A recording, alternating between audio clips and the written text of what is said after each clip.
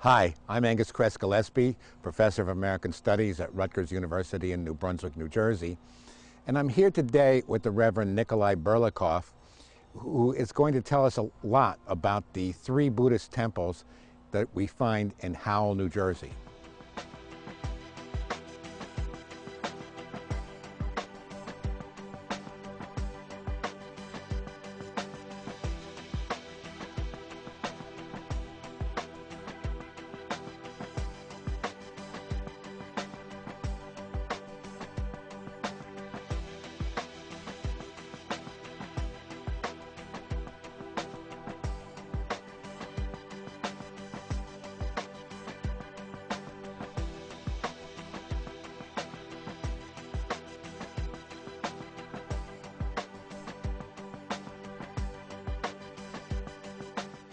We're here at the Nitzan Temple, 186 West 6th Street in Howell, New Jersey. It's very distinctive. It's red in color. It's known for its decorated ceiling. Finished in 1973, it's the newest of the three Buddhist temples in Howell. And I think it's arguably the architecturally most interesting. It looks like a temple. In fact, it's built on a model said to be from the Columbian Exposition in 1893, and this building is actually on the Register of Historic Places in Howell, New Jersey. Reverend Berlikoff, can you tell us a little bit more about the Nitzan Temple? Well, Angus, you did such a nice job in your introduction. I don't know what's left to tell, except that this is very much a community effort. The present president of the temple, Narma Stepanov, remembered and showed me a photograph of him building it, actually, and his father. And it's a lot of the Kalamyks, when they came to Howell, went into the construction business, and so a lot of the materials were donated or given at a great discount by the local supplier. So it's really a community, both Kalamyk and the wider Howell Township community, that supported this temple. Really, the thing that is, it's beautiful on the outside, and as you said, it's based on that model from the 1893 Columbia exhibition. But you really need to look inside at the tankas, the ceiling, and the wall paintings. They're done by Tibetan monk artists, but they're just stunning, in my opinion. Okay, Nick, let's go inside and take a look around.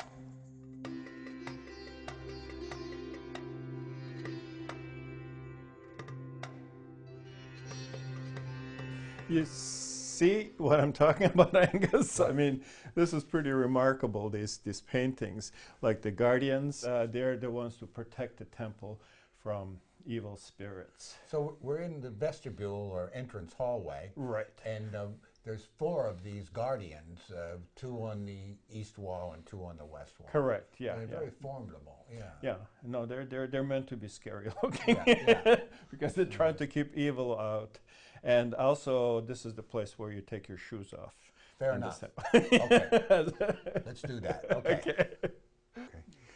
Here on the north wall of the entrance hallway is a picture of the White Elder. Nick, can you tell us a little bit more about it? Yeah, in Kalamyk, he's called Tsagan Av, or White Elder, and he comes into the Buddhist pantheon of the Mongolians and Kalamyks from the pre-Buddhist religion, where he was the master of the universe. He controls all animal life, he controls water, he's the king, the master of the mountains, which is obviously close to heaven, and very, very important patron of Buddhism. And what I find fascinating, normally he's depicted standing and with a staff in his hand that has a dragon's head on it. I don't see it in this particular picture, which is very unusual. He is also sitting in a lotus position, which means he's already Buddhist at this point, which again is quite remarkable for that genre of painting. And I think perhaps that's a result of the fact that the monk who painted this was a Tibetan and not a Kalamyk, and maybe the story of the White Elder is slightly different in Tibetan than it is in Kalamyk. Well, it's quite clear from the picture. You have the animals in the foreground, right, and to his left is the water, and over his right shoulder are the mountains. So all the icons are there. Yeah, yeah, yeah. The only thing that's missing is the staff. Very nice. Yeah. We're inside the main body of the temple, and if you look up on the four walls, each of the four walls of the ceiling have a significant painting. For example, here on the west wall is the dragon. Correct. And he's considered a beneficial deity protector. Dragons are important in terms of preserving certain texts for later knowledge. As we move to the north wall, we have the figure of Garuda. Yeah, it's another mythological being, protector of that compass direction or that kingdom. Just each compass direction has its own protector. Makes sense. Yeah. As we move to the east wall, we see the snow leopard. Yeah, and again, he's probably my favorite animal, and part of it is because he's an important part of the Mongolian reality. And there is a incredible yurt, or ger as the Mongolians call them, in Mongolia that's made out of the skin of 174 snow leopards. It's just an unbelievable. But we obviously prefer them live and protecting the east where the sun rises. Nice. And finally, as we move to the south wall, we see the tiger. Right. Again, the protector deity of that compass direction, compass point. Obviously a fierce animal. One of the things that I appreciate about Tibetan Buddhism is, you know, many people think of Buddhism as being peace and all that, which it is. But at the same time in Tibetan Buddhism, people realize that there are other emotions and realities in life, and they try to incorporate that as part of the story of people and of the universe. And they try to turn them into something positive and good, such as being protector deities. We're here at Tashi Lumpo on 12 Kalamyk Row in Howell, New Jersey. This building was purpose-built as a temple by members of the congregation. It's basically a cinder block construction covered with vinyl siding and yellow trim. And then you have the gold cylindrical tubes on each corner, which are said to be banners containing prayers. The whole thing is topped with a pinnacle of gold.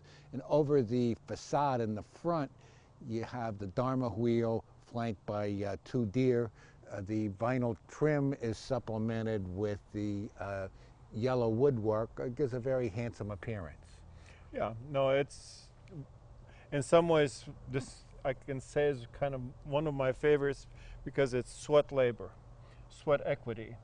Yeah. The members of the community who mostly worked as construction workers, or one of them I know worked in a carpet mill in Patterson, each weekend they would cash in their pay, and each one of them would donate a pallet of cinder blocks, and they'd spend the weekend building the temple. The temple was inaugurated in November of 1955.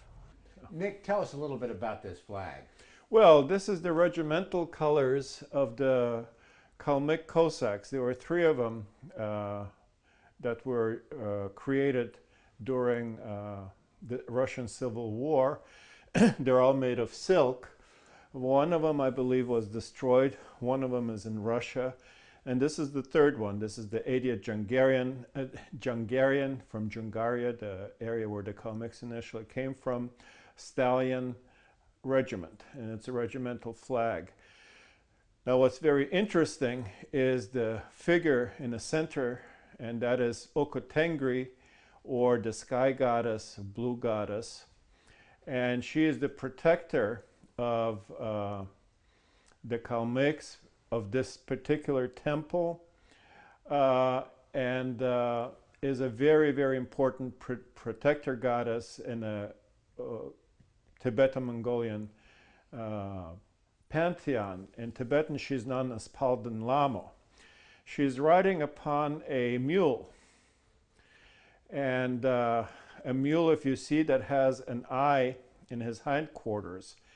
And the hindquarters were her husband, who was a monster, uh, was chasing after her and after the mule and shot an arrow.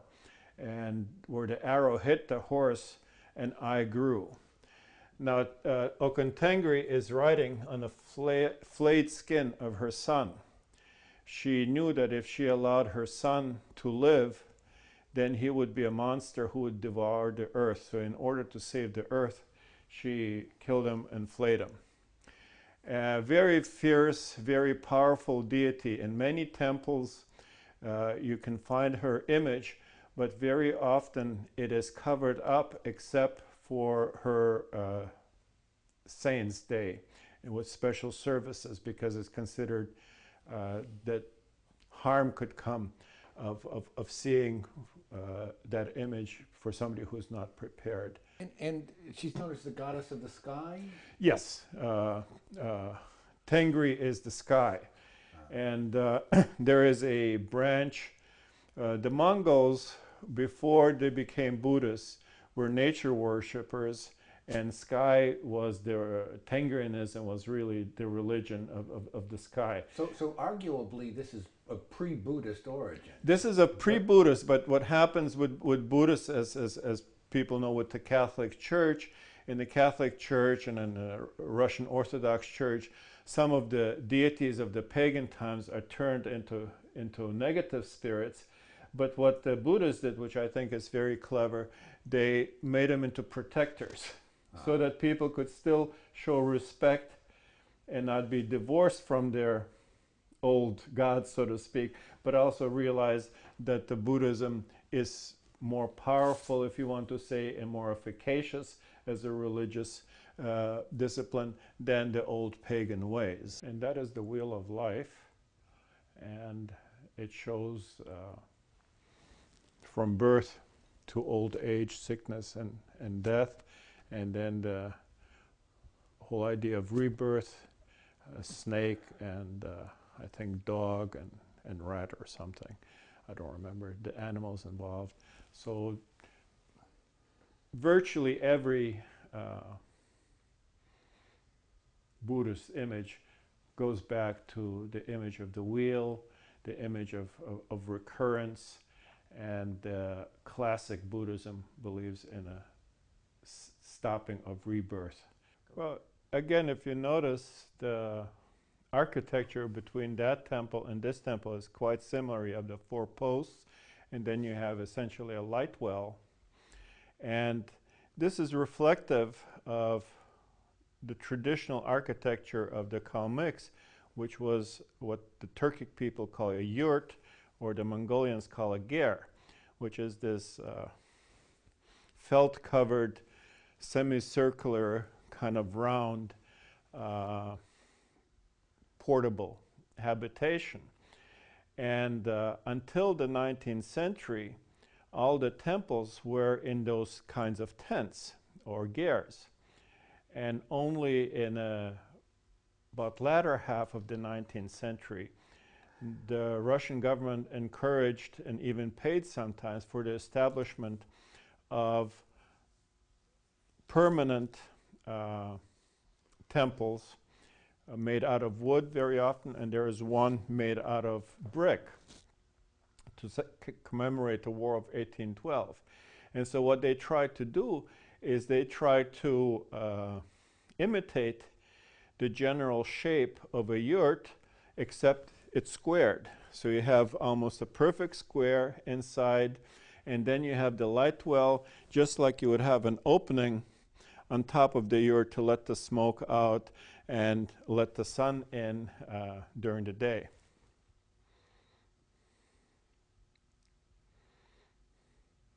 And on the sides here, you'll see those are called banners, and they'd be reflected of the type of banners that would be carried by the Mongols when they're riding into battle on their horses.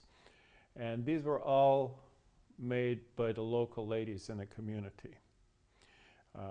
The Kalamyks have a very strong tradition of embroidery and sewing, And that's how many of the women, when they came first to Yugoslavia and then the United States, made their living, kept their families going, is by sewing. The center of the universe, or the center of the world, is considered by the Buddhists to be Mount Sumeru. It's a mythical mountain, but doesn't mean it's not real. It's real in myth. Where's it located? Different people are speculating where it is, but I think most Buddhists will agree it's not important. That's not an important question. All right. But what this represents Mount Sumeru, or the center of the universe. It is a kind or a type of three-dimensional mandala. Now, in a service, during the course of this service, what needs to happen is for this to be taken apart At the beginning. during it, and towards the beginning, and then during the course of the service, at various stages of various prayers, it's put together.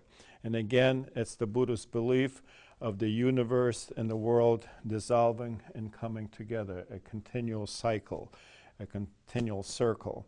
And so by the end of the service, in the beginning of the service, everything is chaos and just elements. And then towards the end of the service, it has turned into the universe, the known universe. And here we have the throne, the teaching throne. Normally, Buddhists are enjoined to sit low to show their humility, but a great teacher is raised up because of the greatness of his teaching, not because of who he is, but of the teaching that he carries. And this is for the Dalai Lama. And I believe he came to this temple in 1972, and ever since, the temple in which he delivered his sermon, his address to the public, was kept here, and also photographed that was taken at that time. And it's been here ever since, and people will leave offerings, and including good wishes with scarves. And how did he choose this temple? I'm not sure exactly specifically how, but this particular temple, the Kalmyks are divided into different major clans. This particular temple is of the Buzava, or the Cossack clan of the Kalmyks, and at that time, this was really the single largest, the dominant Kalmyk group in the United States.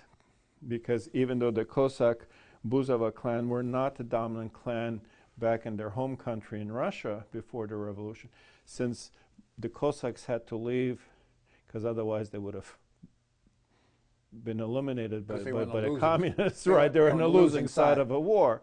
It's not healthy to stay. Okay?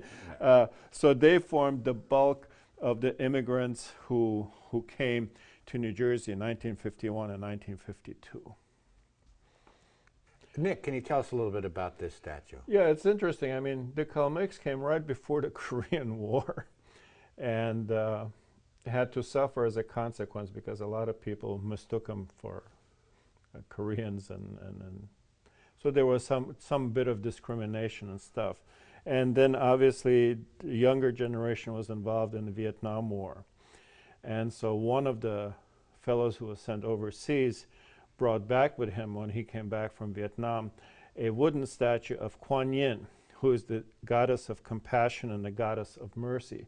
It's very interesting that they placed her here, and on back of her is Green Tara, who is a very important, again, goddess in the Tibetan pantheon and also in the Kalmyk pantheon as the goddess of the good deed, the auspicious deed.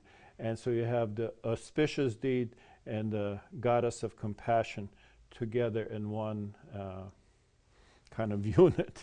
What we see here is a prayer drum. It looks quite old.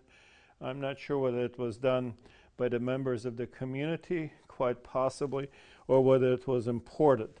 The stand looks like it definitely was done by the members of the community. I don't know about the prayer drum itself. As you know, the Kalamyks are Tibetan Mongolian Buddhists, and prayer drums are important because the belief is by turning it, and there are a whole number of prayers inside of the drum, that is that many times each turn that you've prayed.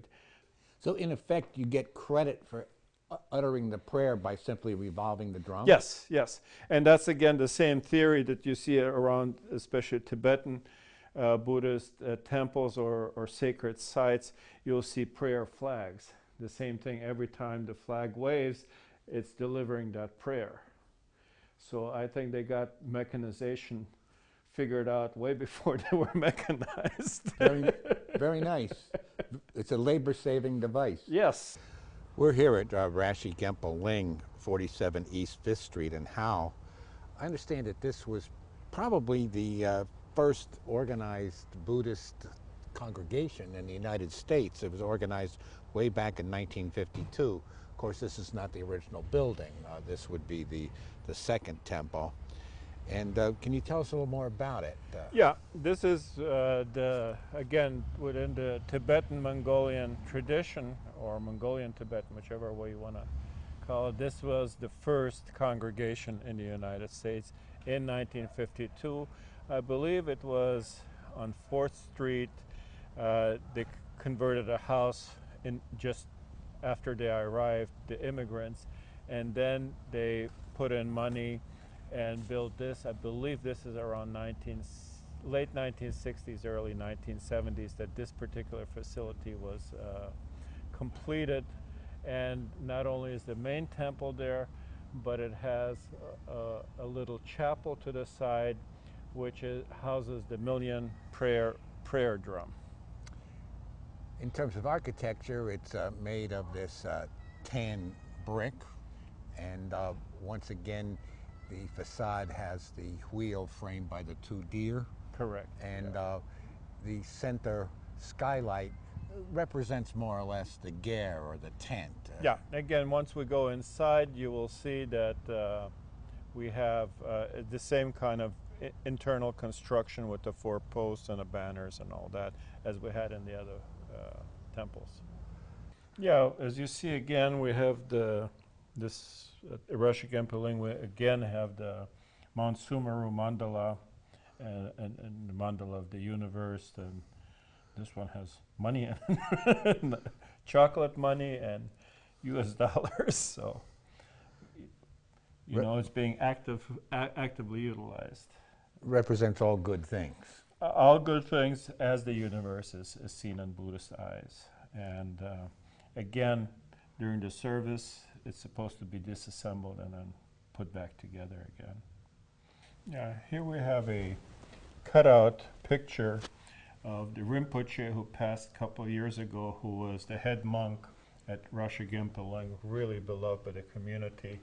And with, again, sitting in his teaching throne, and there is a photograph of his reincarnation, who now is being brought up at Saramay Monastery in India. And people say who know Rinpoche and have met reincarnation that emotionally they seem to be very, very similar. We have here again the throne of the Dalai Lama, teaching throne, and there is something that I know a number of people find very surprising and disturbing. Are swastikas going in a direction that normally we associate with swastika, in a reverse direction.